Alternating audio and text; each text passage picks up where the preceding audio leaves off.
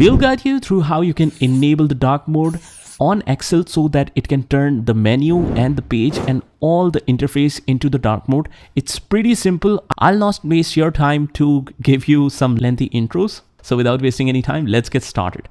So all you have to do is, if you're using the latest version of Microsoft Office, you have two options right here. One, you can just go to the file menu and choose account, and from here just choose the Office theme and turn it to black. What it will do is, if we go back, it will turn all of this menu into the dark mode, but this page is still white.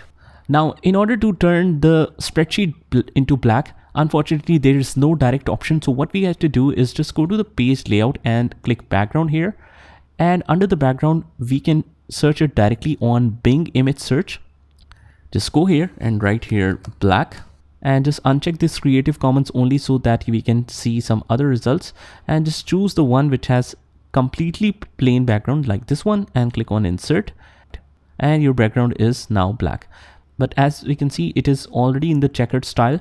So let's try some new one. Just delete the background and go to the Bing search again, click on black, search for it, uncheck this, and just choose the one which is completely plain like this one, and you can see complete Excel in the dark mode. Now the problem that you will face now is just whenever you try to write something here, let's say this one, you won't be able to see that, and that's very easy to resolve. Just select this whole sheet here, just go to the home tab and change the whole colors of the text to white, and that should solve your problem.